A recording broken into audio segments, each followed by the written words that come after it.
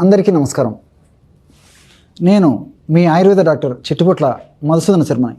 మనం ఈ వీడియోలో మోకాళ్ళ నొప్పులకి పసుపుతో వైద్యం అనేటువంటి చక్కటి ఆసక్తిదాయకమైనటువంటి అంశాన్ని గురించి తెలుసుకోబోతున్నాం. పూర్వకాలం అయితే ఈ మోకాళ్ళ నొప్పుల సమస్య దాదాపు ఇంచుమించు 50 సంవత్సరాలు దాటినటువంటి వాళ్ళలోనే వచ్చేటువంటి పరిస్థితి ఏర్పడుతూ ఉండేది. కానీ ఈ రోజుల్లో వివిధ రకాలైనటువంటి కారణాల రీత్యా చిన్న వయస్సులోనే మోకాళ్ళ నొప్పులతో సమస్యతో బాధపడుతూ చాలా ఇబ్బంది పడుతూ రకరకాలైనటువంటి సమస్యలను కొని తెచ్చుకునేటువంటి పరిస్థితి ఏర్పడుతూ ఉంది.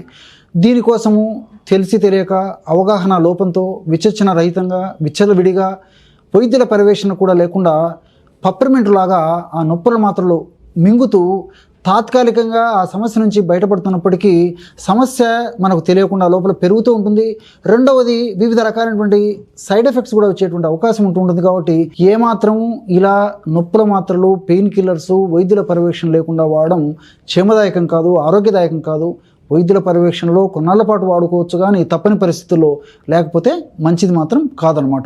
మరి నేను గత కొన్ని వీడియోల్లో కూడా ఈ మోకాళ్ళ నొప్పులకు సంబంధించి అనేక రకాలైనటువంటి మీకే మీరు చేసుకోదగ్గ సులువైనటువంటి అనుభూతమైనటువంటి చాలా త్వరగా తయారు చేసుకోదగ్గ చక్కటి ఫలితాలు పొందదగ్గ అనేక రకాలైనటువంటి ఔషధాలని కడుపులోకి వాడదగ్గ ఔషధాలు, పైపూత మందుకు వాడదగ్గ ఔషధాలు తెలియజేయడం జరిగింది.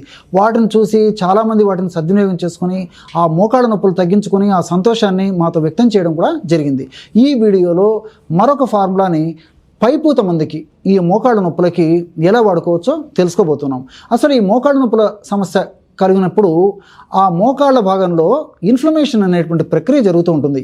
ఆధునికంగా మనం ఆలోచించినట్లయితే మోకాళ్ళ భాగంలో ఇన్ఫ్లమేషన్ అనేటువంటి ప్రక్రియ జరుగుతూ ఉంటుందన్నమాట. ఒక కాలు కావచ్చు, రెండు కాళ్ళకు కావచ్చు. ఈ ఇన్ఫ్లమేషన్ అనేటువంటి ప్రక్రియలో భాగంగా అంటే అస్వస్థత అనారోగ్యానికి మోకాళ్ళ భాగం గురైనప్పుడు ఆ ఇన్ఫ్లమేషన్ ప్రక్రియలో భాగంగా TNF alpha, IL-2, IL-6, cytokines మొదలగు అనేక రకాలైనటువంటి హానికారకమైనటువంటి రసాయనిక పదార్థాలు మోకాళ్ళ భాగంలో ఉత్పత్తి అవుతుంటాయి. ఆ యొక్క పదార్థాల ప్రభావం చేతనే నొప్పి, పోటు, సలుపు, బాధ ఇలాంటివి అనేక రకాలుగా వాపు ఇలాంటివన్నీ కూడా కలుగుతుంటాయి. మరి ఈ యొక్క సమస్యను అధిగమించేందుకు అనేక రకాలైనటువంటి ఆయుర్వేద ఔషధాలు మనకి కోకొల్లలుగా మనకి దర్శనమిస్తూ ఉంటాయి అన్నమాట. ఈ సమస్యలు అన్నింటినీ అధిగమించాలంటే ఆ భాగంలో చక్కటి వాతావరణం అంటే మోకాళ్ళ భాగంలో చక్కటి వాతావరణాన్ని మనం మందుల ద్వారా కొన్ని జీవన విధానం ద్వారా పాటించినట్లయితే ఆ మోకాళ్ళ భాగంలో చక్కటి రక్త సరఫరా జరిగి అక్కడ తయారైనటువంటి హానికారకమైన రసాయన పదార్థాల యొక్క నిర్వీర్యం జరిగి నొప్పి, పోటు, సలుపు, బాధ ఇవన్నీ కూడా తగ్గిపోతాయి. అవన్నీ తగ్గాలంటే ఎలాంటి ఔషధాన్ని తయారు చేసుకోవాలంటే దీనికి కావలసినటువంటి పదార్థాలు 3: పసుపు పొడి 25 గ్రాములు, ఉప్పు ఒక 5 గ్రాములు, మూడవ పదార్థంగా నిమ్మరసం. మొదట ఏం చేస్తారంటే పసుపు పొడి ఒక 25 గ్రాములు తీసుకొని అందులో ఒక 5 గ్రాములు ఉప్పు నూరేసేసి అందులో కలిపేసేసి రెండు పదార్థాలను బాగా కలిపేసి ఒక గాజు సీసాలో నిల్వ ఉంచుకోండి. రోజు సమస్య తీవ్రంగా ఉంటే కొన్నాళ్ల పాటు ఉదయం ఒకసారి రాత్రి ఒకసారి పైపూత మందుగా ఈ పసుపు ఉప్పు కలిపినటువంటి ఔషధాన్ని వాడుకోండి. సమస్య కొద్దిగా ఉంటే రోజు ఒక్క పూట వాడుకున్నా సరిపోతుంది. మరి తగినంత ఈ పొడి అంటే పసుపు ఉప్పు కలిపినటువంటి పొడిని తగినంత తీసుకొని అందులో తగినంత నిమ్మరసం తెలుసు కదా, ఈ నిమ్మకాయ రసం తగినంత కలిపేసేస్తే ఒక పేస్ట్ లాగా క్రీమ్ లాగా ఔషధం తయారైపోతుంది అనమాట. ఆ విధంగా తయారైన తర్వాత ఆ పేస్ట్ లేదా క్రీమ్ లాంటి ఆ యొక్క ఔషధ పదార్థాన్ని మోకాళ్ళ భాగం అంతా అంటే ముందు భాగము, పక్క భాగానికి, వెనుక భాగానికి అంతా లేపనం చేసేసి ఒక గంట సేపు ఆగిన తర్వాత గోరువెచ్చని నీళ్ళతో కడిగేస్తుండాలన్నమాట. ఈ విధంగా క్రమం తప్పకుండా అవసరాన్ని బట్టి ఒక్కసారి కానీ 2 సార్లు కానీ చేస్తుండడం వల్ల చాలా శీఘ్రంగా వెంటనే సత్వరమే ఇందులో ఉన్నటువంటి ఔషధ గుణాలు, రసాయన తత్వాలు, రసాయన అంశాలన్నీ కూడా ఆ మోకాళ్ళ భాగంలో చక్కగా పనిచేసి ఆ యొక్క సమస్య తగ్గేందుకు చాలా హేతుభూతమవుతాయి, సమస్య తగ్గేందుకు సహకరిస్తాయి. ఆ సమస్య తగ్గిపోయేటువంటి పరిస్థితి ఏర్పడుతుంది అనమాట. ఇక్కడ ఈ పద్ధతిలో మనం ఔషధం తయారు చేసుకున్నప్పుడు ఔషధం అయిపోతే మరలా తయారు చేసుకుని మరలా వాడుకోవచ్చు అనమాట. ఈ విధంగా ఎన్నిసార్లు అయినా తయారు చేసుకుని వాడుకోవచ్చు. ఎక్కువ రోజులు వాడినప్పటికీ ఎలాంటి ఇబ్బంది కూడా కలగదు. అన్నీ మనకు తెలిసినటువంటి ద్రవ్యాలే, ఎలాంటి సైడ్ ఎఫెక్ట్స్ ఉండవు. అన్నీ మనకు ప్రత్యక్షంగా పరోక్షంగా సైడ్ బెనిఫిట్స్ కలిగేటువంటి పరిస్థితి ఏర్పడుతూ ఉంటుంది. ఆధునికంగా మనం ఆలోచించినప్పటికీ పసుపును గురించి ఆలోచించినట్లయితే పసుపులో కుర్కుమిన్ అనేటువంటి ఒక చక్కటి కెమికల్ ఆల్కలైడ్ రసాయన పదార్థం ఉంటుందన్నమాట. ఈ పసుపులో ఉన్నటువంటి కుర్కుమిన్ అనేటువంటి రసాయన పదార్థం యొక్క గుణం ఏంటంటే రక్త సరఫరాను ఆయా భాగాలకి సజావుగా సాగేటట్టు చేస్తుందన్నమాట. ఎప్పుడైతే రక్త సరఫరా బాగా జరుగుతుందో ఆయా భాగాలకి పోషకాంశాలు మోకాళ్ళ భాగంలో బాగా వెళతాయి.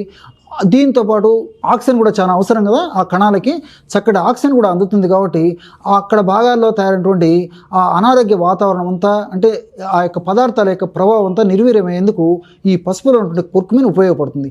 అంతేకాకుండా యాంటీ ఇన్ఫ్లమేటరీ ఏజెంట్ కూడా ఈ యొక్క పసుపులో ఉన్నటువంటి కుర్కుమిన్ అనేటువంటి పదార్థం ఉపయోగపడుతుంది. ఎప్పుడైతే ఇన్ఫ్లమేషన్ తగ్గిపోతుందో ఇన్ఫ్లమేషన్ వల్ల కలిగేటువంటి బాధ, పోటు, సలుపు, మంట ఇవన్నీ కూడా తగ్గిపోతాయి. దీంతోపాటు ఉప్పును కూడా మనం వాడుతున్నాం కాబట్టి ఉప్పు ఈ యొక్క పసుపు, ఈ యొక్క పదార్థము, ఈ యొక్క మనం తయారు చేసుకున్నటువంటి లేపన ద్రవ్యం యొక్క ప్రభావాన్ని మరింత శీఘ్రంగా మరింత త్వరగా పనిచేసేట్లు చేసి త్వరగా ఆ సమస్య తగ్గేందుకు కూడా ఈ యొక్క ఉప్పు మనకి ఉపయోగపడుతుంది అన్నమాట. అట్లే ఈ నిమ్మరసంలో విటమిన్ సి అనేటువంటిది ప్రధానంగా ఉంటుంది. అదేవిధంగా సిట్రిక్ యాసిడ్ ఇలాంటి కొన్ని రకాలైనటువంటి యాసిడ్స్ ఇవన్నీ ఉంటాయి. కాబట్టి మరి ఇవన్నీ కూడా యాంటీ ఇన్ఫ్లమేటరీ ఏజెంట్గా పనిచేస్తూ ఉంటాయి అన్నమాట. ఇంతకుముందే చెప్పినట్టు ఎప్పుడైతే ఇన్ఫ్లమేషన్ అనేటువంటి ప్రక్రియను మనం అధిగమించగలమో, ఆ ఇన్ఫ్లమేషన్ తగ్గేట్టు చేస్తే ఇన్ఫ్లమేషన్ వల్ల కలిగేటువంటి బాధ, పోటు, సలుపు, మంట ఇవన్నీ కూడా తగ్గిపోతాయి. అంతేకాకుండా ఇందులో ఉన్నటువంటి యొక్క రసాయన పదార్థాలన్నీ కూడా నేను ఇంతకుముందే చెప్పినట్టు ఆయా భాగాల్లో ఉత్పత్తి అయినటువంటి హానికారకమైనటువంటి అంశాలన్నింటి కూడా నిర్వీర్యం చేసే అద్భుతమైనటువంటి శక్తి వీటికి ఉంటుంది. కాబట్టి ఈ యొక్క పద్ధతిలో ఈ యొక్క ఔషధాన్ని దీర్ఘకాలం పాటు వాడుకోవడం వల్ల కూడా ఎలాంటి ఇబ్బంది ఉండదు. అన్నీ కూడా మనకి సైడ్ బెనిఫిట్స్ ఉంటాయి అన్నమాట. ఎలాంటి సైడ్ ఎఫెక్ట్స్ కూడా ఉండవు. ఈ పద్ధతిలో మనం ఈ విధంగా వాడుకోవచ్చు. అట్లే సమస్య ఎక్కువగా ఉండి ఇబ్బంది పెట్టేటువంటి పరిస్థితి అయితే కడుపులో కూడా కొన్నాళ్ల పాటు మనకు దొరికేటువంటి ఆయుర్వేద ఔషధాలు క్షేమదాయకమైనటువంటి మీరు వాడుకోదగ్గ ఆయుర్వేద ఔషధాలు వాడుకోవచ్చు. అలాంటి ఆయుర్వేద ఔషధాల్లో మహారాస్నాది క్వాథ, బాగా నిదానంగా నోట్ చేసుకోండి. మహారాస్నాది క్వాథ ఇది మనకి ద్రవ రూపంలో దొరుకుతుంది అనమాట, అంటే లిక్విడ్ రూపంలో దొరుకుతుంది. అట్లే రెండవ పదార్థంగా అశ్వగంధారిష్ట, ఇది కూడా మనకి లిక్విడ్ రూపంలో దొరుకుతుంది అనమాట. మరి ఈ రెండు పదార్థాలు, అంటే ఈ రెండు ఔషధాలు లిక్విడ్ రూపంలో దొరికేటువంటి ఔషధాలను తెచ్చుకొని మనం రోజు ఉదయం ఆహారం తర్వాత ఒక్కసారి, రాత్రి ఆహారం తర్వాత ఒక్కసారి 10 ml మహారాస్నాది క్వాథ, 10 ml అశ్వగంధారిష్ట, అక్కడికి 20 ml అయింది కదా, 20 ml వాటర్ కలపాలన్నమాట. అంటే ఒక్కొక్క ఔషధాన్ని 10 ml చొప్పున తీసుకొని టోటల్ 20 ml వాటర్ కలిపేసి ఒక ప్రమాణంగా సేవించాలి. అట్లే రాత్రిపూట కూడా ఆహారం తర్వాత ఒక 15 నిమిషాల తర్వాత మరలా ఇదే పద్ధతిలో 2 ద్రవ పదార్థాలను కలిపేసి అందులో ఒక 20 ml నీరు చేర్చేసేసి మరలా సేవించాలి. ఈ విధంగా అవసరాన్ని బట్టి, సమస్య తీవ్రతను బట్టి కొన్నాళ్ల పాటు కడుపులో కూడా ఔషధాన్ని వాడుకుంటే సరిపోతుంది. సమస్య కొద్దిగా ఉన్నా, ఒక కారికే పరిమితమైన, మరీ ఇబ్బంది లేకపోతే చాలా వరకు 100లో దాదాపు 60-70% మందికి కేవలం ఈ విధంగా వాడినటువంటి పైపూత మందు వల్లనే చాలా చక్కటి ఫలితాలు కలుగుతాయి.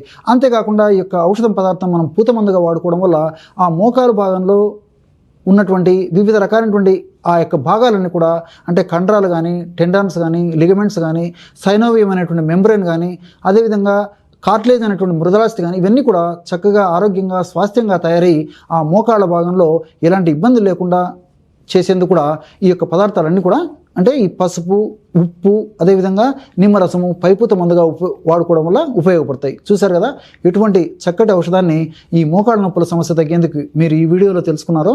మరొక వీడియోలో మరొక అంశంతో మళ్ళీ కలుద్దాం. అంతవరకు నమస్కారం. మీ చిట్టిబొట్ల.